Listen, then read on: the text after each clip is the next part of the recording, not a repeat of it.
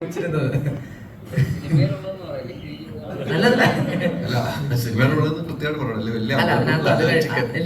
കഴിയുമ്പോ തന്നെ പറഞ്ഞല്ലോ ആഹാരത്തിനകത്ത് വരെ നമ്മൾ പറഞ്ഞത് അങ്ങനെയുള്ള രീതിയിലാണ് നമ്മളെ വളരെ ഇതായിട്ട് പറഞ്ഞു പോകുന്നത്. പക്ഷെ അതെന്ത് നമ്മൾ ഈ കോമഡി ആയിട്ട് പറയാനെങ്കിലും അതൊരു ചങ്കൂറ്റം എന്ന് പറയുന്നത് വലുത് തന്നെയാണ്. കാരണം അത്രയും സമൂഹത്തിൽ ചർച്ച ചെയ്യപ്പെടുന്ന ഒരു സബ്ജക്റ്റാണ് ഇതൊക്കെ. ആ ചങ്കൂറ്റം നിങ്ങൾ നല്ല രീതിയിൽ കോമഡിയിലൂടെ വർക്ക് ചെയ്തപ്പോൾ സമൂഹം ഏറ്റെടുക്കുകയാണ് ചെയ്തത്. ഒരു വിമർശനം പോലും ഉണ്ടാകാതെ അത് ഏറ്റെടുത്തു. അതിനാണ് ഈ മരണമാസ ടീമിന് വലിയൊരു ബിഗ് സല്യൂട്ട് ഞാൻ ആദ്യം നൽകുകയാണ്. കാരണം ആ രീതിക്ക് ആ സിനിമ ഏറ്റെടുത്തുന്ന കാര്യം സംശയമില്ല. അത് ഇപ്പോഴത്തെ കാലഘട്ടത്തിൽ സെൻസറിൽ കത്രിക വയ്ക്കുന്ന കാലഘട്ടമാകുമ്പോൾ നിങ്ങൾ ഈ സിനിമയായി വരുമ്പോൾ എല്ലാവരും ഏറ്റെടുക്കുകയാണ്. അവിടെ ഒരു കത്രികയും വരുന്നില്ല എന്നുള്ളതാണ്. അതാണ് നിങ്ങളുടെ ഒരു വിജയം. ഈ സിനിമ വിജയിക്കാനുള്ള കാരണം അത് തന്നെയാണെന്ന് എൻ്റെ പേഴ്സണൽ ഒപ്പീനിയനാണ്. ബാക്കിയുള്ളവർ എനിക്കറിയില്ല. കൃത്യമായിട്ട് തന്നെ പറഞ്ഞ സാറാണ്.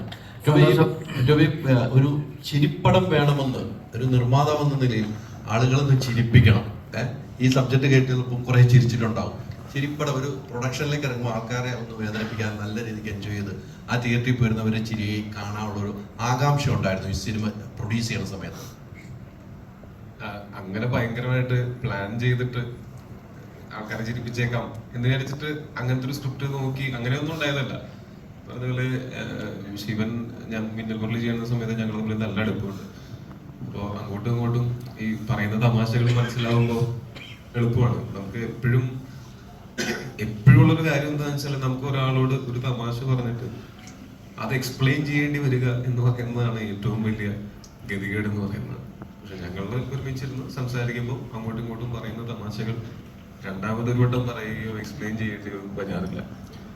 അതെന്നാൽ അങ്ങനെ ബുക്കിൽ എഴുതി വെച്ച് കാലാകാലം പറയാവുന്ന കോമഡികളൊന്നും അല്ലല്ലോ. നമ്മൾ ആ ഒരു ഇൻസ്റ്റന്റിൽ നമുക്ക് തോന്നുന്ന ഫൺ തോന്നുന്ന കാര്യങ്ങൾ അങ്ങോട്ടും ഇങ്ങോട്ടും പറയുകയും അത് മനസ്സിലാക്കുകയും അതേസമയം അതിൽ ഹേർട്ട് ആവാതിരിക്കുകയും മറ്റൊരാളെ ഹേർട്ട് ചെയ്യാൻ വേണ്ടിയിട്ട് തമാശകൾ പറയാതിരിക്കുകയും ഒക്കെ ചെയ്ത് കുറെ നല്ല സുഹൃത്തുക്കൾ എനിക്കുണ്ട്. എനിക്ക് പേഴ്സണലി ഹ്യൂമർ സിനിമകൾ കാണാനായിട്ട് ഭയങ്കര ഇഷ്ടമുള്ള ഒരാളാണ്. എല്ലാതരം സിനിമകളും ഇഷ്ടമാണ്. പക്ഷെ ആരാണ് ഹ്യൂമർ ഇഷ്ടപ്പെടാത്തത്? എല്ലാവർക്കും ഹ്യൂമർ ഇഷ്ടമായിരിക്കും.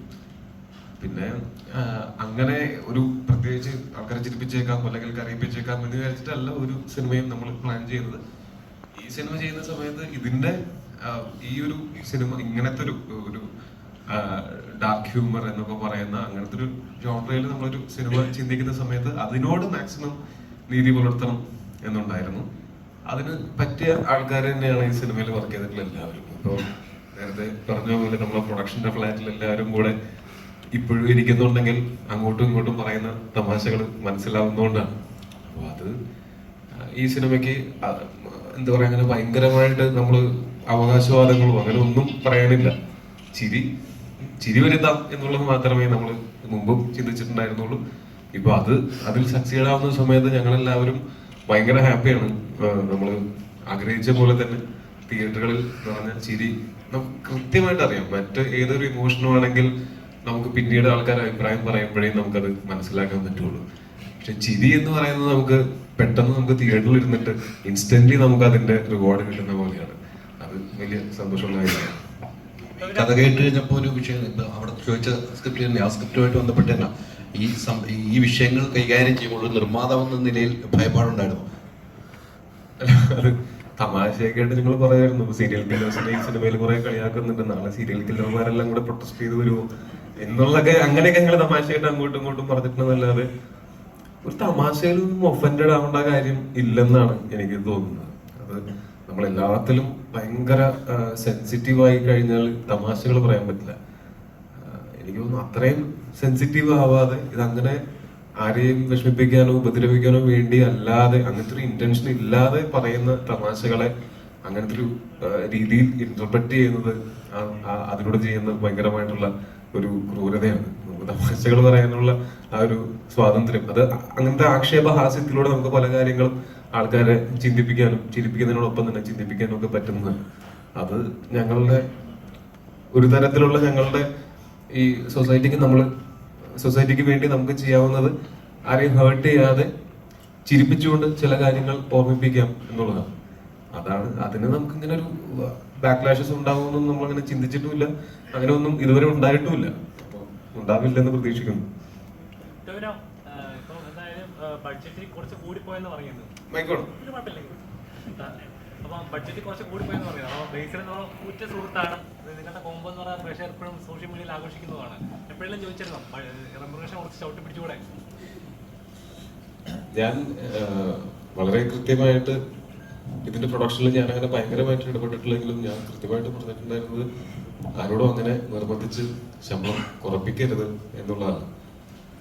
അതിലൊന്നാമത്തെ കാര്യം, എല്ലാവർക്കും പണിയെടുത്താൽ അവർ അർഹതപ്പെടുന്ന അവരുടെ പൈസ കിട്ടിയിരിക്കണം എന്നുള്ളത് എനിക്കും അറിയാവുന്നതാണ്. അത് കിട്ടാതിരിക്കുമ്പോൾ ഉണ്ടാകുന്ന വിഷമമൊക്കെ എനിക്ക് നല്ല കൃത്യമായിട്ട് അറിയാവുന്നതാണ്. ഞാൻ കൂടുതലും ഈ പറയുന്ന പോലെ ശമ്പളം മേടിക്കുന്ന അല്ലെങ്കിൽ ആ ക്രിയേറ്റീവ് ആയിട്ടുള്ള സൈഡിലാണ് ഞാൻ കൂടുതൽ വർക്ക് ചെയ്തിട്ടുള്ളത്. അതുകൊണ്ട് അവര് എങ്ങനെയൊക്കെ ചിന്തിക്കും, അവർക്ക് എന്തൊക്കെ ഫീൽ ആവും എന്നുള്ളതൊക്കെ എനിക്ക് ഈസിലി ചിന്തിക്കാൻ പറ്റും. അപ്പൊ അങ്ങനെ സൗഹൃദം മുതലെടുത്തുകൊണ്ട് ആരെ കൊണ്ടും ശമ്പളം കുറപ്പിക്കരുത് എന്ന് നമുക്ക് ആഗ്രഹം ഉണ്ടായിരുന്നു. എല്ലാവർക്കും സാറ്റിസ്ഫൈങ് ആയിട്ടുള്ള സാലറി ഇതിനകത്ത് കിട്ടിയിട്ടുണ്ടെന്നാണ് ഞാൻ വിശ്വസിക്കുന്നത്. പിന്നെ സൗഹൃദം നമ്മൾ മുതലെടുത്തിട്ടില്ലെങ്കിൽ പോലും നേരത്തെ ഞാൻ പറഞ്ഞ പോലെ ഗുരുസാറിനെ പോലെ ഉള്ള ആൾക്കാർ, ഇപ്പോൾ ബേസിലാണെങ്കിലും സുരേഷ് ആണെങ്കിലും ഇതിനകത്ത് വർക്ക് ചെയ്തിട്ടുള്ള എല്ലാവരും ഈ സിനിമ പരമാവധി ഈ പറഞ്ഞ പോലെ നമുക്ക് ഇതിനകത്ത് ഒരു ഡാർക്ക് ഹ്യൂമർ ഇവിടെ വന്നിട്ടില്ലാത്ത ജോണർ ചെയ്യുമ്പോൾ അതിനകത്ത് ചെറിയൊരു റിസ്ക് എലമെന്റ് ഉണ്ടെന്ന് അറിയാവുന്ന കാരണം കൊണ്ട് ആരും അമിതമായിട്ടുള്ള ശമ്പളം ഞങ്ങളോട് ചോദിക്കുകയോ അങ്ങനെ ശമ്പളത്തിന്റെ പേരിൽ ഇവിടെ അങ്ങനെ ഒരു സംസാരമേ ഉണ്ടായിട്ടില്ല. പിന്നെ മറ്റൊരു കാര്യം, ഞാൻ ഒരിക്കലും ഇവരുടെ ശമ്പളം കുറപ്പിക്കരുത് എന്ന് പറയാനും കാരണം നാളെ ഇവരും പ്രൊഡ്യൂസ് ചെയ്യും, എന്നെ അഭിനയിക്കാൻ വിളിക്കും, ഇപ്പൊ ഞാൻ കുറപ്പിച്ച അപ്പൊ ഞാൻ കുറയ്ക്കേണ്ടി വരും എന്നുള്ള കാരണം കൊണ്ട് തന്നെയാണ്.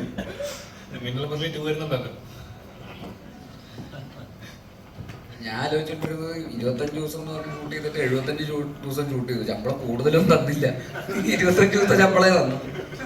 ഞാൻ ആലോചിച്ചിരുന്നത് നമ്മള് 40 ദിവസം എന്ന് വിചാരിച്ചിട്ട് 70 ദിവസം ഷൂട്ട് ചെയ്തു, എന്നിട്ട് ആരും ഇങ്ങോട്ടൊന്നും തന്നില്ല. അതായത് ഈ മഴയൊക്കെ വരുന്ന സമയത്ത് അത് ഞാൻ പറയുന്നത് ഡെയിലി വേജസ് ആൾക്കാരുടെ കാര്യത്തിൽ നമുക്കൊന്നും ചെയ്യാൻ പറ്റില്ല. പക്ഷെ മറ്റ് ആർട്ടിസ്റ്റുകൾക്കൊക്കെ ആക്ച്വലി സ്പീക്കിംഗ് ആർട്ടിസ്റ്റുകൾക്കും ടെക്നീഷ്യൻസിനും ഒക്കെ പറഞ്ഞതിനേക്കാൾ ശമ്പളം കൂടുതൽ ചോദിക്കാനായിട്ട് സ്വാഭാവികമായിട്ട് അവകാശമുണ്ട്. കാര്യം വെച്ചാൽ അവർ അത്രയും ദിവസം ഈ സിനിമയ്ക്ക് വേണ്ടിയിട്ട് ഇൻവെസ്റ്റ് ചെയ്യുന്നതാണ്. ആദ്യം നമ്മൾ പ്ലാൻ ചെയ്തതിനേക്കാൾ കൂടുതൽ ദിവസങ്ങൾ വർക്ക് ചെയ്യുന്ന സമയത്ത് അവർക്ക് വേണമെങ്കിൽ ശമ്പളം കൂടി ചോദിക്കാനുള്ള സാഹചര്യം ഉണ്ടായിരുന്നു. അത് ചോദിച്ചില്ല, അല്ല അത് ചോദിച്ചില്ല, അത് ഞാൻ പറയാൻ ചോദിക്കാനുള്ള പക്ഷെ അവിടെയാണ് ഇവരെല്ലാവരും ഈ മഴ നോക്കിയിരുന്നത്, മഴ മാറുന്നത് നോക്കിയിരുന്നപ്പോ ഇവർക്കും അറിയാം ഇതങ്ങനെ എല്ലാവരും അവനവന്റെ കാര്യം എന്ന് ചിന്തിച്ചു കഴിഞ്ഞാൽ ഈ സിനിമയുടെ ബഡ്ജറ്റ് ഇവിടുത്തെ ഏറ്റവും വലിയ കളക്ഷൻ കിട്ടിയ കളക്ഷനേക്കാൾ മുകളിലേക്ക് പോകും. പക്ഷെ എല്ലാവരും സഹകരിച്ചുകൊണ്ടാണ് നമ്മളെ ഇൻഡസ്ട്രിയിൽ നിന്നുകൊണ്ട് നമുക്ക് ഇങ്ങനത്തെ സിനിമകൾ ചെയ്യാൻ പറ്റുന്നത്. അല്ലെങ്കിൽ നമുക്കൊരു ഇങ്ങനത്തെ പരീക്ഷണങ്ങൾ ചെയ്യാനായിട്ട് ഭയങ്കര പേടിയായി പോകും. നമ്മൾ ഒരു അച്ചിൽ വാർത്ത പോലത്തെ സിനിമകൾ മാത്രം ചെയ്തുകൊണ്ടിരിക്കേണ്ടി വരും. നമുക്ക് പ്രോഫിറ്റ് ഇത്രയും വരും എന്ന് പ്രതീക്ഷിച്ച് അങ്ങനെ മാത്രം ചെയ്യേണ്ടി വരും. അതിൽ നിന്നും മാറി എന്തെങ്കിലും ഔട്ട് ഓഫ് ദ ബോക്സ് ആയിട്ട് ചെറിയ രീതിയിലെങ്കിലും ചെയ്യണമെങ്കിൽ അത് ഒരാളെ കൊണ്ട് ഒറ്റയ്ക്ക് ചെയ്യാൻ പറ്റില്ല. അത് എല്ലാവരുടെയും സഹകരണം അതിനകത്ത് ഭയങ്കര ആവശ്യമാണ്. ഇപ്പൊ എന്തായാലും മരണമാസം ഇപ്പൊ കൊലമാസമായിട്ട് പ്രേക്ഷകനെ ഏറ്റെടുത്ത് തിയേറ്ററിൽ ആടിക്കൊണ്ടിരിക്കുകയാണ്. അപ്പൊ ശരിക്കും പറഞ്ഞാൽ ചില കഥാപാത്രങ്ങൾ നമുക്ക് കിട്ടുന്ന ഒരു ഫ്രീഡം ഉണ്ട്, എന്ത് വേണമെങ്കിലും ചെയ്യാൻ പറ്റുന്ന, അല്ലെങ്കിൽ നമുക്ക് നമ്മളായിട്ട് തന്നെ എൻജോയ് ചെയ്യാൻ പറ്റുന്ന ചിലൊരു ഫ്രീഡം ഉണ്ട്. ഇതിലെ കഥാപാത്രം ബേസിൽ അതുപോലത്തെ കഥാപാത്രമായിരുന്നു. ഇല്ല, ഇത് കുറച്ചുകൂടെ എക്സാജറേറ്റഡ്, അപ്പൊ കുറച്ചുകൂടെ പാടായിരുന്നു. അത് ഇത്തിരിയോടെ കുറവായിരുന്നെങ്കിൽ കുഴപ്പമില്ലായിരുന്നു. ഇതെല്ലാം കുറച്ച് പുഷിയാണല്ലോ, ഇങ്ങനെയൊക്കെ കാണിച്ചുകൊണ്ടിരിക്കുന്നില്ല. അപ്പൊ അതിൻ്റെതായിട്ടുള്ള ഒരു എക്സാജറേഷൻ്റെതായിട്ടുള്ളൊരു പ്രഷർ ഉണ്ടായിരുന്നു. ആള് ഭയങ്കര മൊത്തത്തിൽ പോലീസ് സ്റ്റേഷനൊക്കെ OLX വിൽക്കാനിട്ടിരിക്കുന്ന ഒരുത്തെന്നൊക്കെ പറയുമ്പോൾ ഞാൻ അങ്ങനെ ഒരാൾ ഇതുവരെ കണ്ടിട്ടില്ല, സിജുവിനല്ലാതെ. അപ്പൊ എനിക്കതുകൊണ്ട് അതിപ്പോ എങ്ങനെയായിരിക്കും അങ്ങനെ.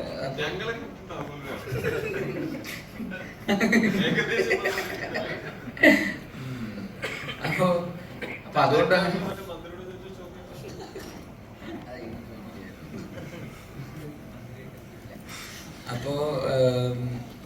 അപ്പൊ അതുകൊണ്ട് അങ്ങനെ ഭയങ്കര കംഫർട്ട് സോണിലുള്ള ഒരു ക്യാരക്ടർ ആയിരുന്നില്ല, കുറച്ചുകൂടെ. പക്ഷെ രസമായിരുന്നു ചെയ്യാൻ. ഈ പറയുന്നത് നമുക്ക് എന്തും മൈൽഡായിട്ടൊക്കെ ചെയ്യാം. ഈ പറയുന്ന മറ്റേ തുടക്കത്തിലൊക്കെ ഉള്ള ആൾക്കാരൊക്കെ ഇങ്ങനെ വന്ന് നിൽക്കുമ്പോൾ ഇങ്ങനെ ചെവിയോ ആൾക്കാരുടെ ആരവം ഇങ്ങനെയൊക്കെ കേൾക്കുന്നു പറഞ്ഞാല് അങ്ങനെയൊക്കെ കുറച്ച് മൈൽഡായിട്ടൊക്കെ ചെയ്യാനുള്ള ഒരു ഓപ്പർച്യൂണിറ്റി ഉണ്ടായിരുന്നു. ശരിക്കും പറയാം, ഓഡിയൻസിന് റിയാക്ഷൻസ് കാണുന്നുണ്ടായിരുന്നു. പ്രതീക്ഷിച്ച റിസൾട്ട് തന്നെയാണ് ഓഡിയൻസിന് കിട്ടിയത്. അതിലും അധികം ഉണ്ടായിരുന്നു. നമ്മൾ എവിടെയൊക്കെ ഉദ്ദേശിച്ചിട്ടുണ്ടോ അവിടെ നല്ല കൈയടിയും ചിരികളും. നമ്മൾ സീൻ ചെയ്യുമ്പോൾ തന്നെ നമുക്കൊരു ഒരു കോൺഫിഡൻസ് ഉണ്ട്. സിജു എഴുതി വെച്ചിട്ടുള്ളതിനകത്ത് തന്നെ ഒരു ഹ്യൂമറുണ്ട്, ഓൾറെഡി ഒരു ഹ്യൂമറുണ്ട്. പിന്നെ ഞങ്ങൾ ചെയ്തിട്ടുള്ള എല്ലാ സീൻസും ഞങ്ങൾ ലൊക്കേഷനിൽ ഇംപ്രവൈസ് ചെയ്യുന്നുണ്ട്. അതിനകത്ത് വേറെ യാതൊരു തരം ഈഗോയും കാര്യങ്ങളൊന്നും ഇല്ലായിരുന്നു. അതിനകത്ത് ഇയാൾക്ക് ഡയലോഗ് കൂടുന്നു, അല്ലെങ്കിൽ അയാൾക്ക് ഡയലോഗ് കൂടുന്നു, അല്ലെങ്കിൽ അയാൾക്ക് ചിരി കിട്ടും, അങ്ങനല്ല. ഇപ്പോൾ എൻ്റെ പല സീനിലൊക്കെ തന്നെ ബേസിലും ഒക്കെ തന്നെ വന്ന് ഇൻവോൾവ് ചെയ്ത് നമുക്ക് ഈ ഡയലോഗ് പറയാം, ഇങ്ങനെ കയറ്റാൻ നേരത്ത് കൗണ്ടർ ഇങ്ങനെ പറയാം എന്ന് പറഞ്ഞിട്ടുള്ളൊരു കൊടുക്കൽ വാങ്ങൽ സംഗതി ഞങ്ങൾ ഈ ടീമിനകത്ത് എല്ലാ സീനിലും ഉണ്ടായിരുന്നു. അതിൻ്റെ കൂടെ ഒക്കെ ഒരു ഗുണം നമുക്ക് ആ സിനിമയിൽ കാണുന്നുണ്ട്. അല്ല വെറുതെ എഴുതി വെച്ചത് മാത്രം ചെയ്യാനല്ല. അപ്പോൾ അതിന് സ്വാതന്ത്ര്യം ഡയറക്ടറും തന്നിട്ടുണ്ട്, റൈറ്ററും തന്നിട്ടുണ്ട്. അപ്പോൾ അതുകൊണ്ട് തന്നെ കുറേ സീൻസ് ഞങ്ങൾക്ക് നല്ലപോലെ ഇംപ്രവൈസ് ചെയ്യാൻ പറ്റി. അപ്പോൾ ആ ചിരിയും കൈയടികളൊക്കെ തന്നെ തിയേറ്ററിൽ കിട്ടുന്നുണ്ട്. സുരേഷേട്ടൻ ഒരു സീനിയർ ആക്ടറാണ്, ഒരുപാട് എക്സ്പീരിയൻസ് ഉള്ള ഒരാളാണ് താങ്കൾ. അപ്പം ശരിക്കും പറഞ്ഞാൽ സർക്കാസം എന്ന് പറയുന്നത് വലിയൊരു പണ്ട് തൊട്ട് നമ്മൾ കണ്ടുവരുന്നത്. പിന്നെ ധൈര്യമായിട്ട് നമുക്ക് പറയാം, അത് കേൾക്കുന്ന ആളും ആ ലെവലിൽ തന്നെ അക്സെപ്റ്റ് ചെയ്യും എന്നൊരു വിശ്വാസത്തിലായി. പക്ഷെ ഇന്നത്തെ ഒരു കാലത്ത് ഒന്നും ഇന്ത്യ പോലും അതെന്തായിരിക്കും ചിന്തിക്കുന്നത്, വേദനിപ്പിക്കുമോ, അയാൾ അത് തിരിച്ചെങ്ങനെയായിരിക്കും എടുക്കുന്നത് ചിന്തിച്ചിട്ടാണ് നമ്മൾ എഴുതാനായിട്ട്. ശരിക്കും ഇങ്ങനെ സബ്ജക്ട് കേട്ട സമയത്ത് എങ്ങനെ തോന്നിയിരുന്നു, ഇതെങ്ങനെ ആളുകൾ എടുക്കും, വർക്കൗട്ട് ആവുമോ, നെഗറ്റീവായിട്ട്? ഇതിനകത്തിപ്പോൾ ആരെയും വേദനിപ്പിക്കുന്ന സംഭവങ്ങളൊന്നും തന്നെ ഇതിൽ ഉണ്ടായിട്ടില്ല. എവിടെയും ഒരു സ്ഥലത്ത് പോലും ഉണ്ടായിട്ടില്ല. നമ്മളങ്ങനെ ആരും വേദനിപ്പിക്കാൻ ഉദ്ദേശിച്ചിട്ടുമില്ല. ഇതൊരു എന്റർടൈനർ അത്രയും. ഫൈറ്റിൻ്റെ ഇടയിൽ ബേസിൽ കുറച്ച് ഇടി കിട്ടിയപ്പോഴാണ് ശരിക്കും വേദനിച്ചത്. അല്ലാതെ സിനിമയിൽ സ്ക്രിപ്റ്റിലൂടെ നമ്മൾ ആരെയും വേദനിപ്പിക്കാനോ അല്ലെങ്കിൽ അങ്ങനത്തെ സബ്ജക്റ്റ് അല്ലല്ലോ ഇത്. ഇത് ഇങ്ങനെ കുറേ ഉണ്ടാക്കി വെച്ചിട്ടുള്ള ഒരു കാർട്ടൂൺ ക്യാരക്ടേഴ്സാണ്. അത്രയേ ഉള്ളൂ. സുരേഷേട്ടൻ ഈ മീഡിയയിൽ കൺവിൻസി സ്റ്റാർ എന്ന് പറഞ്ഞിട്ട് ഒത്തിരി വൈറലായിരുന്നല്ലോ. അതിനുശേഷം ഇങ്ങനെ ഒരു കോമഡി റോളിലേക്ക് മറ്റുള്ളൊരു ഡയറക്ടേഴ്സ് വിളിക്കാൻ അതൊരു കാരണമായിട്ടാണ്. അതിന് മുമ്പും ഈ സിനിമയിൽ പ്രമോഷൻ ഉപയോഗിക്കാൻ വേണ്ടിയിട്ട് ഞങ്ങൾ ഈ സെറ്റിൽ ഞങ്ങൾ പ്ലാൻ ചെയ്ത ഞങ്ങളുടെ പ്രൊപ്പഗാൻഡയാണ് ഇതിനു മുമ്പ് ഇതുപോലെ സിനിമയിൽ കോമഡി ക്യാരക്ടറായിട്ട് സുരേഷ് അങ്ങനെ വന്നിട്ടില്ല. അത് ഈ സിനിമയിൽ ഉപകാരപ്പെടുന്നതാണ്. എനിക്ക് അതിന്റെ തുടക്കം ഇപ്പോഴും ഞാൻ പറഞ്ഞില്ല, ഇതിൽ ഒരു ബസ് കണ്ടക്ടർ, ബസ് ഡ്രൈവറുടെ ഒരു വേഷം. എന്നെ കണ്ടിട്ട് വേറൊരാളിങ്ങനെ ഒരു ബസ് ഡ്രൈവറുടെ വേഷത്തിൽ വിളിക്കുന്ന എനിക്ക് തോന്നുന്നില്ല. ഞാൻ ആലോചിച്ചപ്പോൾ എനിക്ക് തോന്നുന്നത് ഞങ്ങൾ നടികർ എന്ന ഒരു സിനിമയിലായിരുന്നു ഞാൻ ടോബിയൊക്കെ കൂടുതൽ നടക്കുന്ന ഒരു സമയം. ടോബിയാണ് ഇതിൻ്റെ പ്രൊഡ്യൂസർ. ചിലപ്പോൾ അങ്ങനെ ഒരു ക്യാരക്ടർ ലിസ്റ്റ് വന്നപ്പോഴത്തേക്ക് ചിലപ്പോൾ ഒരു സജഷൻ പറഞ്ഞിട്ടുണ്ടായിരിക്കണം, അതിലെ സംവിധായകനും ഓക്കെ പറഞ്ഞിട്ടുണ്ടായിരിക്കണം, അങ്ങനെയായിരിക്കും. അല്ലാതെ ഇപ്പോൾ അതായത് സുരേഷ് ചേട്ടനെ ഞാനും പേഴ്സണലി പരിചയപ്പെടുന്ന 2 കൊല്ലമൊക്കെ ആയിട്ടുള്ളൂ. ഞങ്ങൾ തമ്മിൽ പേഴ്സണലി ഒരുമിച്ച് അത്രയും സമയം ചെലവഴിച്ചിട്ടൊക്കെ. ഈ നടികറിനും കുറച്ച് മുമ്പ് നമ്മളങ്ങനെ ആണ് ഞങ്ങൾ പരിചയപ്പെട്ടതും സമയം സ്പെൻഡ് ഒക്കെ ചെയ്തിട്ടുള്ളത്. അപ്പൊ എനിക്ക് പേഴ്സണലി എൻ്റെ എക്സ്പീരിയൻസ് എന്ന് വെച്ചാൽ നമ്മൾ ഈ സിനിമയിൽ കാണുന്ന സുരേഷ് ചേട്ടനെ അല്ല, അല്ലെങ്കിൽ സുരേഷ് ചേട്ടനെ അങ്ങനെ ഒരു സ്റ്റീരിയോ ടൈപ്പ് ചെയ്തിട്ടുണ്ടെന്ന് തോന്നുന്നു പലപ്പോഴും. ഈ പറഞ്ഞ പോലെ കൺവിൻസിങ് സ്റ്റാർ എന്ന് പറഞ്ഞിട്ടും അല്ലെങ്കിൽ എന്തെങ്കിലും വില്ലൻ വേഷങ്ങളിലോ ചതിക്കുന്ന ആളായിട്ടോ അങ്ങനെയൊക്കെ കുറെ നമ്മൾ കണ്ടിട്ടുണ്ട്. പക്ഷെ നേർ വിപരീതമാണ് പുള്ളി. ശരിക്കും ഒരുമിച്ച് നമ്മൾ സംസാരിക്കുന്ന സമയത്ത് അങ്ങനത്തെ ഒരു സീരിയസ് ആയിട്ടുള്ള ഒരാളോ അങ്ങനത്തെ ആളും അല്ല. നമുക്ക് എല്ലാവർക്കും കൂടുതൽ സമയം സ്പെൻഡ് ചെയ്യാനായിട്ട് ഭയങ്കര ഇഷ്ടമുള്ള ആളാണ് സുരേഷ് ചേട്ടൻ. തങ്കക്കുടമാണെന്നാണ് ഞങ്ങൾ അങ്ങോട്ടും ഇങ്ങോട്ടും സുരേഷ് ചേട്ടനെ പറ്റി പറയുമ്പോൾ പൂക്കിയാണ്. അത് ഒരാളോട് നമുക്ക് അങ്ങനെ ഒരു ഇഷ്ടം തോന്നുന്നത് വെച്ചാൽ അവരോട് സമയം സ്പെൻഡ് ചെയ്യുമ്പോൾ ഒരു നെഗറ്റിവിറ്റിക്കും അവിടെ യാതൊരു സ്ഥാനവുമില്ല. ഇതുവരെ സുരേഷ് ചേട്ടൻ ആരെങ്കിലും പറ്റി മോശപ്പെട്ട കാര്യങ്ങൾ പറയുന്നതോ ആരെങ്കിലും കുറ്റം പറയുന്നതോ അങ്ങനത്തെ ഒരു രീതിയിലുള്ളൊരു വികാരഭരിതമായിട്ട് അങ്ങനെ സംസാരിക്കുന്നതോ ഒന്നും ഞാൻ കണ്ടിട്ടില്ല. എല്ലാ കാര്യങ്ങളും ഭയങ്കര ലൈറ്റ് ആയിട്ടും അതിന്റെ ഒരു ഹ്യൂമർ സൈഡിൽ വരുന്നത്. അതിപ്പോ ഏത് പ്രായത്തിലുള്ള ആൾക്കാരുടെ കൂടെ വേണമെങ്കിലും ഇരുന്ന് ചില്ല് ചെയ്യാവുന്ന പോലത്തെ അങ്ങനത്തെ ഒരു ആളാണ് സുരേഷ് ചേട്ടൻ. പക്ഷെ ആ ഒരു സുരേഷ് ചേട്ടന്റെ ആ ഒരു സൈഡ് ഇത്രയും കാലമായിട്ടും എന്തുകൊണ്ടാണ് എക്സ്പ്ലോർ ചെയ്യപ്പെടാത്തത് എന്നുള്ളതാണ് ഞാൻ പുള്ളിനെ പരിചയപ്പെട്ടപ്പോൾ മുതൽ ചിന്തിച്ചിട്ടുള്ളത്. നടികർ ചെയ്യുന്ന സമയത്തും ഞങ്ങൾ ചിന്തിച്ചിട്ടുള്ളത് എന്തുകൊണ്ട് ഇത്രയും കാലമായിട്ടും അത് എക്സ്പ്ലോർ ചെയ്യപ്പെട്ടിട്ടില്ല എന്നുള്ളതാണ്. അപ്പൊ ഈ ക്യാരക്ടറിന് ജിക്കു എന്ന് പറയുന്നത് റോപ്പിനെ ഇറക്കിയിട്ട് വേണം അത് എക്സ്പ്ലോർ ചെയ്യാനായിട്ട്. അപ്പം ജിക്കു എന്നുള്ളൊരു ക്യാരക്ടർ വന്നപ്പോൾ അതിൽ സുരേഷ് ചേട്ടൻ എന്നുള്ളൊരു ഓപ്ഷൻ വന്നപ്പോൾ നമുക്ക് ആർക്കും അതിനകത്ത് യാതൊരു ഡൗട്ടും ഉണ്ടായിരുന്നില്ല. ഒരു പ്രൊഡ്യൂസർ എന്ന നില ചോദിക്കണം. അപ്പം ഒരു പ്രൊഡ്യൂസർ ആകുമ്പോൾ സിനിമയിലെ എല്ലാ ഭാഗങ്ങളും നോക്കണമല്ലോ. അപ്പൊ എവിടെ നിന്നൊക്കെ ഓരോ, കാരണം നേട്ടങ്ങളെക്കാൾ എവിടെ നിന്നൊക്കെ അടി വരുന്നതായിരിക്കും ആദ്യം ചിന്തിക്കുന്നത്. അപ്പം ഇതിനകത്ത് നാഗസേനേന്ദ്രയുടെ ഒരു ഫോട്ടോ കാണിച്ചിട്ടുണ്ട്. കാരണം കഴിഞ്ഞിട്ട് തന്നെ ഒപ്പം സിനിമയിൽ നടന്ന ഒരു ഇഷ്യൂസ് അറിയാമല്ലോ. അപ്പം അതിന് പെർമിഷൻ എടുത്തിട്ടുണ്ടായിരുന്നോ? പെർമിഷൻ എടുക്കാതെ എങ്ങനെയാണ് അവരുടെ ശബ്ദം ഈ സിനിമയിൽ വരുന്നത്? അത് അവര് തന്നെ നമുക്ക് സിജു ചെന്ന് കഥ പറഞ്ഞ് മനസ്സിലാക്കി അവരുടെ അനുവാദത്തോടെ തന്നെയാണ് നമ്മൾ ഈ സിനിമയിലെ ഫോട്ടോ ഉപയോഗിച്ചിട്ടുള്ളതും അതിനകത്തുള്ള ആ ശബ്ദം കേൾക്കുന്നത്. അത് അവര് തന്നെ ഡബ് ചെയ്തിരിക്കുന്നതാണ്. വളരെ അല്ലേ? അല്ല, ചോദിക്കാൻ പറ്റില്ല. ഇതേ ആള് തന്നെ നേരത്തെ ഒരു പറഞ്ഞിട്ടുണ്ടായിരുന്നോ? സത്യം പറ. ഞാൻ കണ്ടില്ല. എന്നാണ് ട്രെയിലർ മാത്രം കണ്ടിട്ടുള്ളൂ. ചോദിക്കാൻ കാരണം ഇതേ ആള് തന്നെ മറ്റൊരു സിനിമയിലെ ശബ്ദം ഉപയോഗിച്ച് പരാതി കൊടുത്തിട്ടുണ്ടായിരുന്നു. അതുകൊണ്ടാണ് ചോദിച്ചത്. നമ്മള് ഒരു പ്രൊഡ്യൂസറായിട്ട് ചിന്തിക്കുമ്പോ എന്നുള്ളത് മാത്രമല്ല, എങ്ങനെ ചിന്തിച്ചാലും ഒരാളുടെ അനുവാദമില്ലാതെ അവരുടെ ശബ്ദമോ രൂപമോ ഉപയോഗിക്കുന്നത് ഒരു ശരിയായ കാര്യമല്ലല്ലോ. അപ്പൊ നമുക്ക് ഇതിനകത്ത് എന്തൊക്കെ ഇത് മാത്രം ഒരുപാട് കാര്യങ്ങൾക്ക് നമുക്ക് അങ്ങനത്തെ പെർമിഷൻസും റൈറ്റ്സും ഒക്കെ അക്വയർ ചെയ്യേണ്ടി വന്നിരുന്നു. അതൊക്കെ ചെയ്തിട്ട് തന്നെയാണ് നമ്മളത് ചെയ്തിരിക്കുന്നത്. അല്ലാതെ ചെയ്യുന്നത് ഒരു എത്തിക്കലി റോങ് ആയത് കാരണം കൊണ്ട്. പിന്നെ എന്താ വെച്ചാല് ഞങ്ങൾക്ക് ഇപ്പൊ സിജു ആദ്യം പറഞ്ഞ സമയത്ത് ഇത് എങ്ങനെയായിരിക്കും അതൊന്നും നമുക്കറിയില്ലായിരുന്നു. പക്ഷെ നമ്മളിങ്ങനെ ഒരു ആവശ്യമായിട്ട് ചെന്നപ്പോൾ കൃത്യമായിട്ട് കാര്യങ്ങള് നേരെ പോകും. അത്രേ ഉള്ളൂ. Very simple. നമുക്ക് അങ്ങനെ എന്താ പറയാ, ഈ സിനിമയ്ക്ക് അങ്ങനെ ഒരു സൗണ്ട് കൊണ്ട് മാത്രം ആ പ്രസൻസ്, ആ ഫോട്ടോ കാണിക്കുമ്പോൾ മുതൽ പിന്നെ ആ ക്യാരക്ടർ അതിലുണ്ടായിട്ടുള്ള ആ ഹ്യൂമർ എന്ന് പറയുന്നത് ത്രൂ ഔട്ട് സിനിമയിലും ഉണ്ട്. അത് നമുക്ക് വേറെ ആരുടെയെങ്കിലും ശബ്ദം വെച്ച് അത് അച്ചീവ് ചെയ്യാൻ പറ്റുമായിരുന്നു എന്ന് ചോദിച്ചാൽ എനിക്കറിയില്ല. ഇത് തന്നെയാണ് അതിന്റെ റൈറ്റ് പരിപാടി.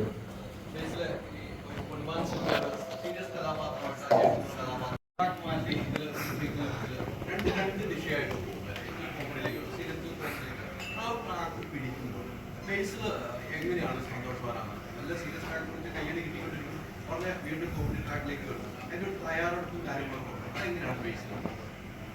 അല്ല, അങ്ങനെ ചെയ്യുമ്പോഴാണല്ലോ അതിലൊരു എക്സൈറ്റ്മെന്റ് വരിക, നമുക്കൊരു സന്തോഷം ഉണ്ടാകുന്നത്. അങ്ങനെയാണല്ലോ ഇനിയും അത് എക്സ്പ്ലോർ ചെയ്യണമെന്നാണ് ഞാൻ പേഴ്സണലി ആഗ്രഹിക്കുന്നത്. ഇനിയും പൊന്മാൻ പോലത്തെ സിനിമകളും ചെയ്യണം, അതേസമയം മരണമാസം പോലത്തെ സിനിമകളും ചെയ്യണം. അപ്പോഴാണ് അതിനൊരു അതൊന്നും അല്ലാത്ത സിനിമകളും ചെയ്യണം. അപ്പോൾ അതെല്ലാം കൂടെ ഒരു മിക്സ് ഓഫ് എല്ലാം വരുമ്പോഴാണല്ലോ നമുക്കും ചെയ്യുന്ന ഇല്ലെങ്കിൽ ഇതൊരു മോണോട്ടോണസ് ഇതായിട്ട് മാത്രം നിൽക്കുമല്ലോ, ഒരേപോലെ തന്നെ എന്നുള്ള രീതിയിൽ നമുക്കും അത് ബോറടിക്കാൻ തുടങ്ങുമല്ലോ, കാണുന്നവർക്കും അത് ബുദ്ധിമുട്ടാകും. അപ്പോൾ അതുകൊണ്ട് പറ്റുന്ന പോലെയൊക്കെ നമുക്ക് പറ്റാവുന്ന പോലെയൊക്കെ ശ്രമിക്കുക. അത് അത്തരത്തിലുള്ള വെറൈറ്റീസ് വരുന്നവർക്കും കൊണ്ടുവരാനുള്ളൊരു മോട്ടിവേഷനും കൂടെ ആണല്ലോ. പൊന്മാൻ കാണുമ്പോഴാണ് അവർക്ക് ഓക്കെ ഇയാൾക്ക് ഇങ്ങനത്തെ റോളുകൾ ചെയ്യാൻ സ്കോപ്പ് ഉണ്ട്, അപ്പോൾ അങ്ങനത്തെ റോളുകൾ അവരും ആലോചിക്കുക. ഇല്ലെങ്കിൽ ചിലപ്പോൾ ഈ പറയുന്ന ഗുരുവായൂരമ്പല നടയിലോ മണപ്പുഴയോ മരണമാസം എന്നൊക്കെ പറയുന്ന പോലത്തെ റോളുകൾ മാത്രമായിരിക്കും ചിലപ്പോൾ വരിക. അപ്പോൾ നമ്മളും അത് എക്സ്പ്ലോർ ചെയ്യാൻ ഓപ്പൺ ആകുമ്പോഴാണ് അവരും ഓപ്പൺ ആവുള്ളൂ, ഓഡിയൻസും അതിനനുസരിച്ചിട്ട് എക്സൈറ്റഡ് ആവുകയുള്ളൂ. ഇതെല്ലാം ഒരു ആർട്ടിസ്റ്റിനെ സംബന്ധിച്ചിടത്തോളം എനിക്ക് തോന്നുന്നു വളരാനുള്ള പോസിബിലിറ്റീസ് ആണ്. എല്ലാവർക്കും അങ്ങനെ തന്നെയാണ്. ഒരു ഡയറക്ടറാണെങ്കിലും നമ്മൾ ടെക്നീഷ്യൻ എന്നുള്ള രീതിയിൽ പല രീതിയിലുള്ള എക്സ്പെരിമെൻറ്റുകൾ ചെയ്യുമ്പോഴാണല്ലോ, പല രീതിയിലുള്ള ഓപ്ഷൻസ് ട്രൈ ചെയ്യുമ്പോഴാണല്ലോ നമ്മളും വളരുക. അല്ലെങ്കിൽ ഒരേപോലത്തെ കംഫർട്ട് സോണിൽ തന്നെ നിന്ന് പോകുമല്ലോ. തീർച്ചയായിട്ടും രണ്ടും വേണമെന്ന് എനിക്ക് തോന്നുന്നു, എല്ലാം വേണമെന്ന് എനിക്ക് തോന്നുന്നു.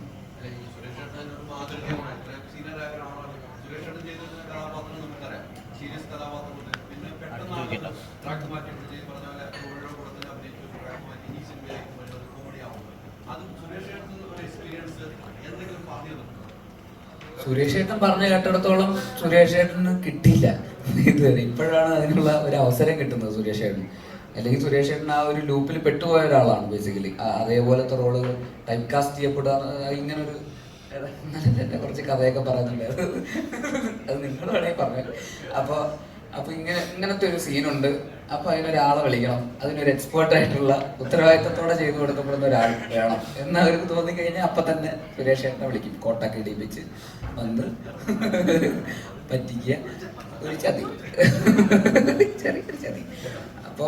അതപ്പോൾ അങ്ങനെ പിന്നെ അത് ആദ്യം അങ്ങനെ ഒരു ഇതിലേക്കൊന്നും പോയി. പിന്നെ ഇപ്പോഴാണ് സുരേഷ് ഏട്ടൻ 2.0 റിവീൽ ആകപ്പെടുന്നത്. അപ്പോൾ ഇനി അങ്ങോട്ട് സുരേഷ് ഏട്ടന് എല്ലാ തരത്തിലുള്ള റോളുകളും വരും എന്ന് തന്നെയാണ് ഞാൻ വിശ്വസിക്കുന്നത്. കോമഡിയും പ്രോപ്പർ ക്യാരക്ടർ റോൾസും അല്ലാത്ത ഈ പറയുന്ന കുറച്ച് വില്ലനി ആയിട്ടുള്ള റോൾസും എല്ലാം ഇനി വരാനുള്ള ഓപ്പർച്യൂണിറ്റി ഞാൻ വാതിൽ മലർക്കെ തുറന്നു നടക്കുകയാണെന്നാണ് എനിക്ക് തോന്നുന്നത്. ബേസിലിന്റെ അടുത്ത പടത്തിൽ നല്ലൊരു വേഷം ചെയ്യുന്നുണ്ട്, അത് പ്രത്യേകിച്ച് റിവീൽ ചെയ്യാൻ അതൊരു ബാധ്യതയും മാറും. എന്തെങ്കിലും തരും. പറയാൻ പറ്റില്ല. ഞാൻ മെസ്സേജ് അയച്ചത് വാട്സപ്പിൽ അയച്ചത്. ഒന്നുമില്ല, ഒരു സീസണില് സ്ഥിരമായിട്ട് ബലാത്സംഗം ആ പരിപാടിയൊക്കെ ആയിരുന്നു. ഞാനിങ്ങനെ ആലോചിക്കും എന്തിനാ എന്നെ വിളിക്കുന്നത് സ്ഥിരമായിട്ട്. അങ്ങനെ ഏതോ ഒരു നമ്മുടെ നന്ദിനി എന്ന് പറഞ്ഞ നമ്മുടെ ഒരു നായിക ഉണ്ടായിരുന്നല്ലോ പണ്ട്, നമ്മുടെ കരുവാടിക്കുട്ടനുള്ള നായിക. അതിലും ബലാത്സംഗം പരിപാടി ഉണ്ടായിരുന്നു. അത് കഴിഞ്ഞ് 3 പടം അടുപ്പിച്ച് ഞാനായിരുന്നു. മൂന്നാമത്തെ സിനിമ എത്തിയപ്പോൾ അവർ ചോദിച്ചു ഇതിലും നിങ്ങളാണോ? അപ്പൊ ഞാൻ പറഞ്ഞു ഇവിടെ ചിലപ്പോൾ അധികം ആൾക്കാർക്ക് അറിയില്ലായിരിക്കാം, അതുകൊണ്ട് നമുക്ക് പെട്ടെന്ന് അധികം ടേക്ക് പോകാതെ പെട്ടെന്ന് പണി തീർക്കാൻ എന്ന് പറഞ്ഞൊരു 3-4 പടം അടുപ്പിച്ച് ഞാൻ അവരുടെ കൂടെ ഉണ്ടായിട്ടുണ്ട്. അപ്പൊ അതിലൊക്കെ പ്രത്യേകിച്ച് ഇപ്പൊ അയാളെ കണ്ടു കഴിഞ്ഞാൽ അയാൾ നല്ല ബലാത്സംഗം പേരുന്നായിരിക്കും. അങ്ങനെ ഒന്നും തന്നെ കണ്ടാൽ അതൊന്നും ആയിരിക്കില്ല. പക്ഷെ അങ്ങനെ ഒരു ട്രെൻഡ് ഒരു സമയത്ത് അങ്ങനെ ഒരു സിനിമ മാറി, ആ ട്രെൻഡുകൾ മാറുന്നുണ്ട്. മാറി ഒരുപാട് സിനിമകൾ മാറി, ടോവിയാണ് ചെയ്തിട്ടുള്ളത്, മാറിയാണ് ചെയ്തത്. അപ്പൊ എല്ലാ ആർട്ടിസ്റ്റുകളും അതിന് തയ്യാറാവുന്നുണ്ട്. ചില ആർട്ടിസ്റ്റുകൾ എല്ലാ ഡയറക്ടറും ഭയപ്പെടുന്നുണ്ട്. അവരെ കൊണ്ട് ഈ മാറി എടുപ്പിക്കാൻ കഴിയുമോ ഭയപ്പെടുന്ന ഡയറക്ടർമാരുണ്ട്. അതെ, ആർട്ടിസ്റ്റ് തയ്യാറാവുന്നത് മാത്രമല്ല, അത് ഓഡിയൻസ് അക്സെപ്റ്റ് ചെയ്യുന്നുണ്ട് എന്നുള്ളതാണ് എൻ്റെ ഏറ്റവും വലിയ പോയിന്റ്. പണ്ടും എല്ലാ ആർട്ടിസ്റ്റിനും ആഗ്രഹം ഉണ്ടായിരിക്കും, പക്ഷെ ഇത് ഓഡിയൻസ് ഇയാൾ അക്സെപ്റ്റ് ചെയ്യുമോ എന്നുള്ളൊരു പേടി കാരണം പ്രൊഡ്യൂസർ അല്ലെങ്കിൽ ഡയറക്ടർ സമ്മതിക്കില്ലായിരിക്കും. അതായിരിക്കും അങ്ങനെ സ്ഥിരം ബില്ലൻ അല്ലെങ്കിൽ സ്ഥിരം ഫൈറ്റ് എന്നൊക്കെ പറഞ്ഞിട്ടാണ് തന്നെ മാറിപ്പോകുന്നതുകൊണ്ടായിരിക്കും ആരും അങ്ങനെ ശ്രമിച്ചിട്ടില്ല. ഈ ടൈപ്പ് കാസ്റ്റ് ആവുന്നത് ഒരുപക്ഷെ ഡയറക്ടർക്ക് ഒരു വില്ലൻ ക്യാരക്ടറിനെ കണ്ടുപിടിക്കാനുള്ള ഒത്തിരി എഫേർട്ട് എടുക്കാൻ പറ്റാത്തതുകൊണ്ടാണോ, അതോ ഇയാൾ തന്നെ മതി അതാകുമ്പോൾ എനിക്ക് അധികം എഫേർട്ട് എടുക്കണ്ടല്ലോ എന്ന് കരുതിയിട്ടാണോ ഒരാളെ തന്നെ എപ്പോഴും കണ്ടിന്യൂസ് ആയിട്ട് വിളിക്കുന്നത്? അതാണ് ഓഡിയൻസിന്റെ അക്സെപ്റ്റൻസി ഉണ്ട് ഇവർക്കുണ്ട് എന്നുള്ളത് കൊണ്ടായിരിക്കാം. ഞങ്ങള് ജോണി ആന്റണിയുടെ ഒരു പടം തുറുപ്പ് വരാനാണ്, അതിൽ അഭിനയിക്കുന്ന സമയത്ത് പട്ടണത്തിൽ പുറം ദേവും ഞാനൊക്കെ ഉണ്ടായിരുന്നു. അപ്പൊ ഞങ്ങൾ നല്ല രീതിയിൽ കാണിച്ചുകൊണ്ടിരിക്കുകയാണ്. ഏതോ ഒരു സീനിലാണ് ഞങ്ങൾ ഒരു വില്ലൻ ഷെയ്ഡിലേക്ക് ക്യാരക്ടേഴ്സ് മാറുന്നത്. അപ്പോൾ ജോണിയോട് ചോദിച്ചു, ജോണി അപ്പോൾ ഈ സീനിലായിരിക്കും ഓഡിയൻസ് അറിയുന്നത് ഞങ്ങളായിരിക്കും ഇതിൻ്റെ പുറകിൽ നിന്നല്ലേ? അപ്പൊ ജോണി പറഞ്ഞത് ഞാൻ ശ്രമിച്ചുകൊണ്ടിരിക്കുകയാണ്, നിങ്ങളെ കാണിക്കാൻ പറ്റുന്നത് അറിയും, ഞാൻ ഇതുവരെ എങ്ങനെയും എത്തിക്കാൻ പറ്റുന്ന ശ്രമിച്ചു നോക്കാം എന്ന് പറയുന്ന പോലെ ഓരോരുത്തർക്കും ഓരോ ഇമേജ് ഉണ്ട്. ഇപ്പൊ അതൊക്കെ മാറി വരുന്നു. ഇപ്പൊ ഓഡിയൻസ് എല്ലാ ടൈപ്പ് ക്യാരക്ടേഴ്സ് അക്സെപ്റ്റ് ചെയ്യുന്നുണ്ട്. ഇപ്പോ മരണമാസം ഒരു വലിയ വിജയമായി ആവുകയാണെങ്കിൽ നമുക്ക് ആസിഫിക്ക് റോളക്സ് കൊടുത്ത പോലെ ബേസിൽ എന്തെങ്കിലും കൊടുക്കാമോ?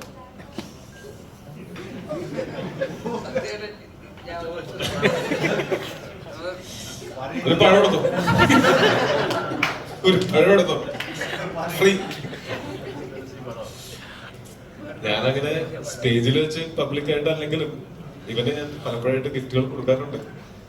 ഇനി ഞാൻ ഗിഫ്റ്റ് തരുമ്പോ നിങ്ങളെ വിളിച്ച് പറയുന്നതായിരിക്കും. ഇവന്റെ അടുത്ത് വന്നത് എന്റെ പെർഫ്യൂം ഒന്ന് മണത്ത് നോക്കൂ. അതാര് ഗിഫ്റ്റ് എന്നാടാ?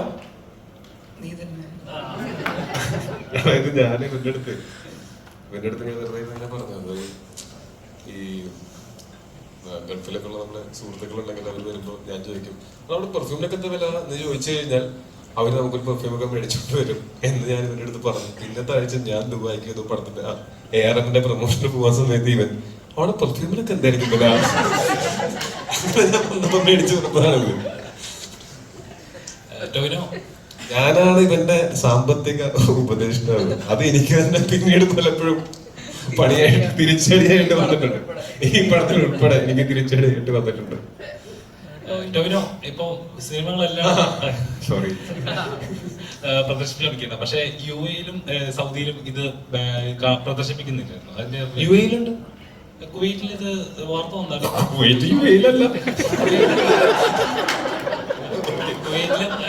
കുവൈറ്റില് കുറച്ച് ഷോട്ടുകൾ കട്ട് ചെയ്ത് കളഞ്ഞിട്ടുണ്ട്. സൗദിയിലും ആ സിനിമ പ്രദർശിപ്പിക്കാൻ പറ്റില്ല. അത് ഓരോ രാജ്യങ്ങളുടെ, നമുക്ക് നമ്മുടെ രാജ്യത്തിൻ്റെയൊക്കെ ആണെങ്കിൽ നമുക്ക് അതിന് വേണമെങ്കിൽ ചോദ്യം ചെയ്യാം, നമുക്ക് അതിന് വേണ്ടി ഫൈറ്റ് ചെയ്യാം. മറ്റു രാജ്യങ്ങളിൽ അവരുടെ നിയമം അങ്ങനെയാണ്. നമുക്ക് ഇപ്പൊ തൽക്കാലം അതിന് ഒന്നും ചെയ്യാൻ പറ്റാത്ത അവസ്ഥയാണ്. പക്ഷെ അത് കാര്യമാക്കേണ്ട കാര്യമില്ല. വേറെ ഒരുപാട് സ്ഥലങ്ങളിൽ നമുക്ക് റിലീസ് ചെയ്യാനായിട്ട് നമ്മൾക്ക് പരമാവധി പറ്റുന്ന, ഇത് പ്രശ്നമല്ലാത്ത എത്രയോ സ്ഥലങ്ങളുണ്ട്, അവിടെയൊക്കെ നമ്മൾ റിലീസ് ചെയ്യുന്നുണ്ട്. അവിടെയൊക്കെ നന്നായിട്ട് ആൾക്കാർ സിനിമനെ ആക്സെപ്റ്റും ചെയ്തു കഴിഞ്ഞു. അവർക്ക് അതിനകത്ത് യാതൊരു പ്രശ്നവും തോന്നുന്നില്ല. അത് ഓരോ രാജ്യങ്ങളുടെ നിയമങ്ങളാണ്. അതല്ലാതെ ഇനിയും അടുത്ത ആഴ്ചയൊക്കെ ആകുമ്പോഴത്തേക്കും ഇനിയും കൂടുതൽ സ്ഥലങ്ങളിലേക്ക് ഞങ്ങൾക്ക് കഴിഞ്ഞ ആഴ്ച ഇപ്പോൾ ഈ റിലീസ് ചെയ്തപ്പോൾ സൈമൾട്ടേനിയസ്ലി ഔട്ട്സൈഡ് ഇന്ത്യ പല സ്ഥലങ്ങളിലും റിലീസ് ചെയ്യാനായിട്ട് നമുക്ക് പറ്റിയിട്ടില്ലായിരുന്നു, പല കാരണങ്ങൾ കൊണ്ട്. അത് ഇനിയിപ്പോൾ നെക്സ്റ്റ് വീക്ക് ഒക്കെ ആയിട്ട് അതും ഉണ്ടാവും. ഇപ്പോഴും ഈ ഭേദഗതികൾ എല്ലാത്തിനും ഇങ്ങനെ കാറ്റഗറൈസ് ചെയ്യപ്പെടുന്നുണ്ട്. ഇപ്പൊ നമ്മുടെ നാട്ടിലാണെങ്കിൽ പല നിങ്ങൾ കാര്യങ്ങളും സൗദിയെ പറ്റി നമുക്ക് എല്ലാവർക്കും അറിയാം. ഞാൻ 2019 പോയപ്പോൾ കണ്ടിട്ടുള്ള സൗദി അല്ല ഞാൻ പിന്നീട് 2023 പോയപ്പോൾ കണ്ടത്. അപ്പോൾ അതിനതിന്റെ സമയം കൊടുക്കും. അവരുടേതായിട്ടുള്ള ഭേദഗതികൾ വരുത്തുന്നുണ്ട്. ഇപ്പോൾ 2019 ഇന്ത്യ ഉണ്ടായിരുന്നതിനേക്കാൾ പ്രോഗ്രസീവായിട്ടാണോ റിഗ്രസീവായിട്ടാണോ നമ്മൾ മാറിയിരിക്കുന്നതെന്ന് ചോദിച്ചു കഴിഞ്ഞാൽ അത് ഭയങ്കര ഒരു ക്വസ്റ്റ്യനാണ്. നിങ്ങൾക്ക് തന്നെ കഴിഞ്ഞ 5-6 വർഷം കൊണ്ട് പുരോഗതിയാണോ ഉണ്ടായിരിക്കുന്നത് അല്ലെങ്കിൽ അധോഗതിയാണോ ഉണ്ടായിട്ടുള്ളതെന്നും എനിക്ക് അക്കാര്യത്തിൽ സംശയമുണ്ട്. താങ്കൾക്ക് എന്താ തോന്നുന്നു, പുരോഗതിയാണോ? എനിക്ക് അക്കാര്യത്തിൽ സംശയമുണ്ട്. താങ്കൾക്ക് എന്ത് തോന്നുന്നു? ആരും ഇവിടെ എന്ത് പറഞ്ഞ ആരൊക്കെയായിരുന്നു അഭിപ്രായം വ്യത്യാസമുള്ളത്? അധോഗതിയാണെന്ന് പറഞ്ഞ ആരും ഉണ്ടല്ലോ ഇവിടെ? ഞാൻ കേട്ടു.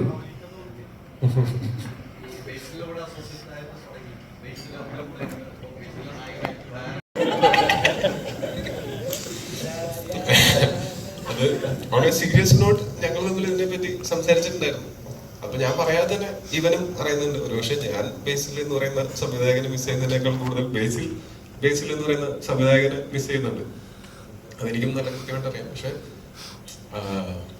അങ്ങനെ തല്ലിപ്പഴിപ്പിക്കാൻ പറ്റില്ല. ആസ് എൻ ആക്ടർ ബേസിൽ നല്ല വൃത്തിയായിട്ട് അവന്റെ ജോലി ചെയ്തുകൊണ്ട് പോകുന്നുണ്ട്. ഇപ്പൊ ഞാൻ as a friend, as an audience, as A producer ഒക്കെ ഞാൻ നോക്കുന്ന സമയത്ത് വളരെ സാറ്റിസ്ഫൈങ് ആയിട്ടുള്ള ആക്ടിങ് പെർഫോമൻസസ് ബേസിലിന്റെ ഭാഗത്തുനിന്ന് ഇഷ്ടംപോലെ ഉണ്ടാവുന്നുണ്ട്. കഴിഞ്ഞ ബേസിലിന്റെ സിനിമകളൊക്കെ കാണുമ്പോൾ മനസ്സിലാക്കാം. പക്ഷെ അതിനേക്കാൾ എനിക്ക് ഞങ്ങൾ തമ്മിലുള്ള കോൺവെർസേഷൻസിൽ നിന്ന് ഞാൻ മനസ്സിലാക്കിയിട്ടുള്ളത് ബേസിലിന് ആസ് എ ഡയറക്ടർ ഒരു സിനിമ ചെയ്യുമ്പോൾ ആണ് അതിനേക്കാൾ ഒരു ആസ് എൻ ആക്ടർ ഉള്ളതിനേക്കാൾ ഹൈ കിട്ടുന്നത്. അപ്പൊ ഞങ്ങൾ അതിനെ സംസാരിച്ചപ്പോൾ ഞാനും ഇവരോട് പറഞ്ഞിട്ടുള്ളത് 3 വർഷം കൂടുമ്പോൾ ഒരു സിനിമ ഡയറക്ട് ചെയ്യണം, പക്ഷെ അതുകൊണ്ട് അഭിനയം നിർത്തരുത് എന്നുള്ള അഭിപ്രായമാണ് എനിക്കുള്ളത്.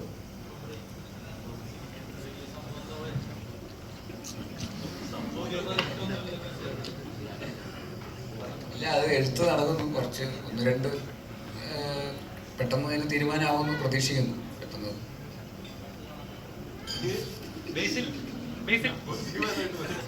ഓൾറെഡി ബുദ്ധിമാനല്ലടാ.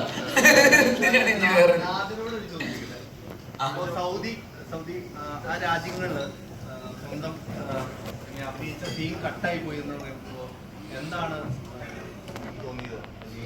അത് വ്യക്തിപരമായിട്ട് ഒത്തിരി ഹേർട്ട് ആവുന്ന ഒരു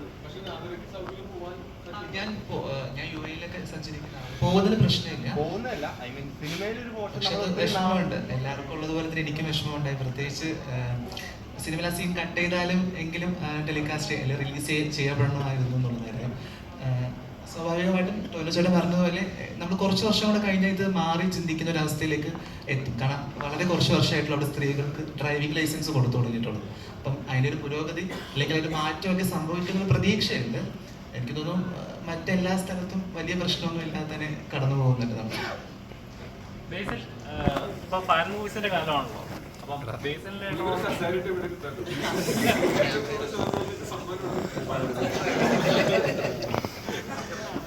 ഫാൻ മൂവീസിന്റെ കാലമാണല്ലോ. സിനിമ കാണാതെ 10-15 സിനിമ കണ്ടിരിക്കുക. രാവിലെ വരെ വിളിക്കുന്നത്. അപ്പം ഫാൻ മൂവീസിന്റെ കാലമാണ്. ഇപ്പൊ ബസ് ഇറങ്ങി അങ്ങനെ ഇപ്പൊ AK-യുടെ പടം ഇറങ്ങി. അപ്പം ഒരു ഫാൻ മൂവി ചെയ്യുകയാണെങ്കിൽ ബേസിൽ ഉടനെ ഏതായിരിക്കും ചെയ്യുക? ഫാൻ മൂവീസിന്റെ കാലമാണല്ലോ. ഇപ്പൊ റീസെന്റ് ഇന്നലെ ബസൂക്ക് ഇറങ്ങി. അപ്പം ഗുഡ് ബാഡ് ആക്കിളി ഇറങ്ങി. അപ്പൊ അങ്ങനെ ചിത്രങ്ങൾ ഇറങ്ങിക്കൊണ്ടിരിക്കുകയാണ്. എന്താ പ്രശ്നം? അപ്പം ബേസിൽ ഒരു ഫാൻ മൂവി ചെയ്യുകയാണെങ്കിൽ ഉടനെ ചെയ്യാൻ ഇപ്പൊ ലാലേട്ടനോട്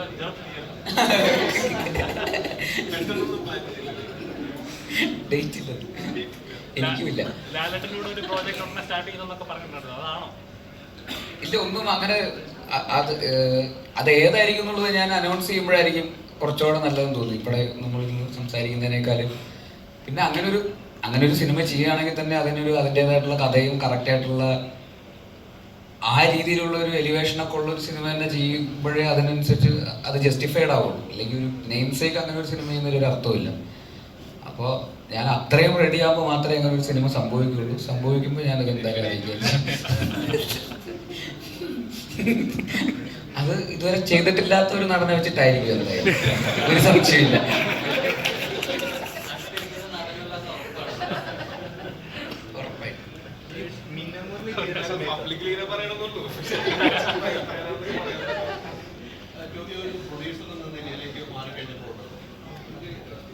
ഞാനങ്ങനെ മാറിയിട്ടില്ല, അങ്ങനെ മാറ്റാൻ നോക്കണ്ട.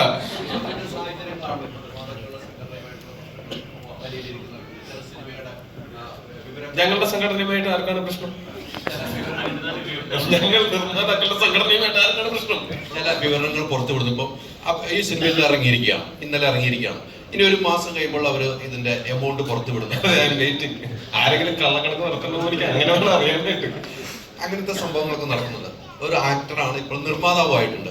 അത്തരം ഒരു രീതി ഒരു സിനിമ നിർമ്മിക്കാൻ വരുന്നത്, ഇപ്പം ടോവിൻ ഇവിടെ ഉള്ള ആൾ വരുന്നു, ഇപ്പൊ ടോവിയുടെ സിനിമ പുറത്ത് നിന്ന് ഒരാൾ നിർമ്മിക്കാൻ വരുമ്പോൾ ഈ സിനിമ മലയാള സിനിമയുള്ള പരാജയത്തിന്റെ കണക്കുകൾ അവതരിപ്പിക്കുമ്പോൾ ഒരു നിർമ്മാതാവ് സ്വയം മാറിപ്പോകുന്ന സാഹചര്യം പല സിനിമയ്ക്കൂടെ സംഭവിച്ചിട്ടുണ്ട്. അത്തരം ഒരു രീതിയൊക്കെ ഇപ്പൊ നിർമ്മാതാവെന്ന നിലയിൽ തന്നെയാണ് ഞാൻ ചോദിക്കുന്നത്. അതിന് അത്തരം രീതിയൊക്കെ തുടർന്നു കഴിഞ്ഞാൽ ഈ സിനിമ മലയാള സിനിമയ്ക്ക് നഷ്ടങ്ങൾ ഉണ്ടാവുമെന്ന് പേഴ്സണലി എന്റെ അഭിപ്രായമുണ്ടോ? നഷ്ടങ്ങൾ ഉണ്ടാവുള്ളൂ, അതിന് പുരോഗതി ഒരിക്കലും ഉണ്ടാവില്ല. ആ രീതി എങ്ങനെയാണ് ടോവി കാണുന്നത്? നമുക്കത് ആരെയും പറഞ്ഞു മനസ്സിലാക്കാനോ അങ്ങനെ അത് പറഞ്ഞു നന്നാക്കാനോ ഒന്നും നമുക്ക് പറ്റില്ല. പക്ഷെ നമ്മളിതിന്റെ ഫാക്ടുകൾ നമ്മൾ ചിന്തിക്കുകയാണെങ്കിൽ, ഫാക്ട് ചെക്ക് ചെയ്യുകയാണെങ്കിൽ, കഴിഞ്ഞ കൊല്ലത്തെ 2024 മലയാള സിനിമയുടെ ഒരു സക്സസ് പെർസെൻറ്റേജ് എന്ന് പറയുന്നത് ഭയങ്കര കൂടുതലാണ് കമ്പയർഡ് ടു മറ്റു പല ഇൻഡസ്ട്രികൾ, അല്ലെങ്കിൽ കമ്പയർഡ് ടു ഇതിന്റെ മുൻ വർഷങ്ങളിൽ മലയാള സിനിമയുടെ ഒരു സക്സസ് പെർസെൻറ്റേജ് വെച്ച് നോക്കുമ്പോൾ കാര്യം ഒരു 12% എന്നൊക്കെ പറയുന്നത് ഒരു വലിയ സക്സസ് പെർസെൻറ്റേജ് ആണെന്നാണ് ഇതിന്റെ കണക്കുകൾ പരിശോധിച്ചാൽ നമുക്ക് മനസ്സിലാവുന്നത്. അപ്പൊ അത് പ്രതിസന്ധിയാണെങ്കിൽ പിന്നെ ബാക്കി എല്ലാം പ്രതിസന്ധിയാണ്.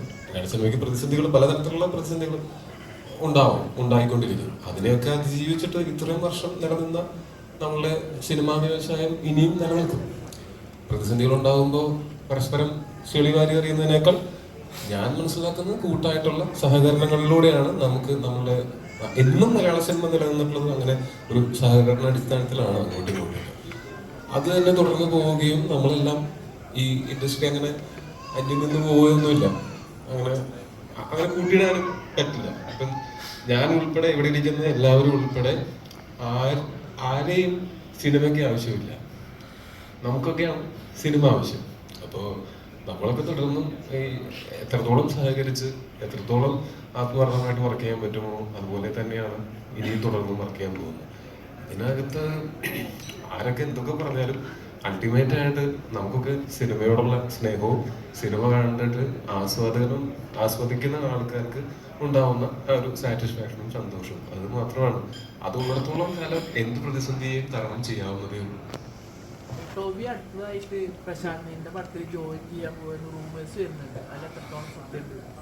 ഞാൻ അടുത്ത് ടൂർ പോകുമ്പോൾ ഇല്ല അങ്ങനെ അടുത്ത് ജോയിൻ ചെയ്യാനായിട്ട് ഞാൻ എന്തായാലും ഒരു ജൂൺ വരെ ഞാനിപ്പോ സിനിമകളൊന്നും ഈ വർഷം ഞാൻ സിനിമകളൊന്നും അഭിനയിച്ചിട്ടില്ല. എനിക്ക് ആകെ ഞാൻ ഒരു കുറച്ച് ദിവസം നരിവേട്ട കഴിഞ്ഞിട്ട് ഞാൻ ഒരു സിനിമകളിലൊന്നും അഭിനയിച്ചിട്ടില്ല. ഞാനും കുറച്ച് യാത്രകളൊക്കെ ചെയ്യാനുള്ള താല്പര്യമുണ്ട്. അതുകൊണ്ട് അങ്ങനെ യാത്രകളൊക്കെ ചെയ്തുകൊണ്ടിരിക്കുകയാണ്. അപ്പൊ അടുത്ത ആഴ്ച ഞാനൊന്ന് ഡിസ്കഷൻസ് പലതും നടക്കുന്നുണ്ട്. ഇപ്പൊ ആ സമയം ഞാൻ അതിനു വേണ്ടിയിട്ടാണ്, യാത്രയ്ക്ക് ഇനി മുന്നോട്ടുള്ള സിനിമകളുടെ ഡിസ്കഷന് വേണ്ടിയിട്ടാണ് ഞാൻ ആ സമയം മാറ്റി വെച്ചിട്ടുള്ളത്. അതിന്റെ ഒപ്പം ഇപ്പൊ അടുത്ത ആഴ്ച ഞാനൊന്ന് തായ്വാനിൽ പോവാണ്. നമ്മുടെ തായ്പേയിൽ ഗോൾഡൻ ഹോഴ്സ് ഫിലിം ഫെസ്റ്റിവലിൽ ഫാന്റസി ഓഫ് ദ ഇയർ എന്ന് പറഞ്ഞിട്ട് നമ്മുടെ AR അവിടെ സ്ക്രീൻ ചെയ്യുന്നുണ്ട്. അപ്പോൾ ഞാൻ വേറെ ഏതെങ്കിലും സിനിമയുടെ ഷൂട്ടിലായിരുന്നെങ്കിൽ എനിക്ക് താല്പര്യം കാണാൻ പറ്റൂലായിരുന്നു. അപ്പൊ ഞാൻ ഫ്രീ ആണെങ്കിൽ എന്റെ റൂമിൽ കിടക്കാം.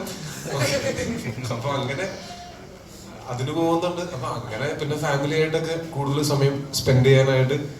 മറ്റേത് ചേട്ടൻ ബാക്കിയുള്ള കാര്യങ്ങളൊക്കെ നോക്കിക്കൊള്ളുമായിരുന്നു. ഇപ്പൊ ചേട്ടൻ തിരക്കിലായതുകൊണ്ട് ഞാനാണ് വീട്ടിൽ പ്രധാനപ്പെട്ട കാര്യങ്ങളൊക്കെ നോക്കുന്നത്. ഞാനാണ് താരതമ്യേന തിരക്ക് കുറഞ്ഞ ആള് വീട്ടില്, ഗൃഹനാഥൻ.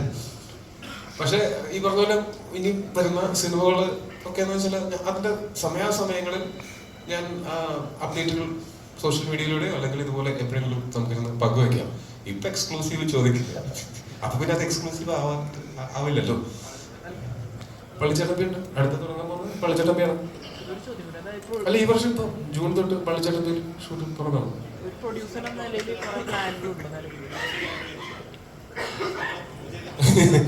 അതെ, ഇന്ന് ഇവിടെ വെച്ച് പറയുന്നു, ആർക്കെങ്കിലും ഷെയ്ഖിന്റെ കിട്ടിയില്ലെങ്കിലും ഒരു കുഴപ്പമില്ല, അല്ലെ?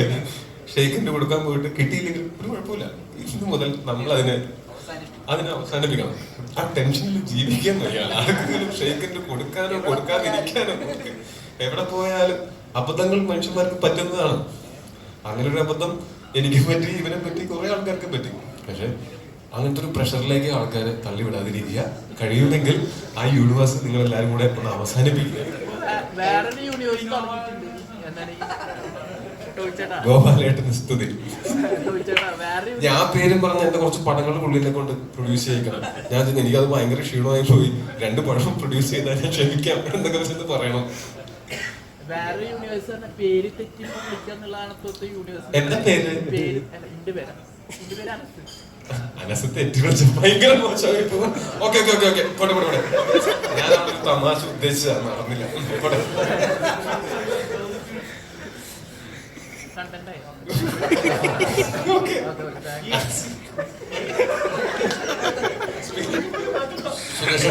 സുരേഷ് ചേട്ടാ, ഓരോ കാര്യങ്ങൾ ചോദിക്കാൻ വേണ്ടി, ഇപ്പം ഈ സിനിമകളിലൊക്കെ സെൻസർ ബോർഡിൽ ഒരു ഇടപെടൽ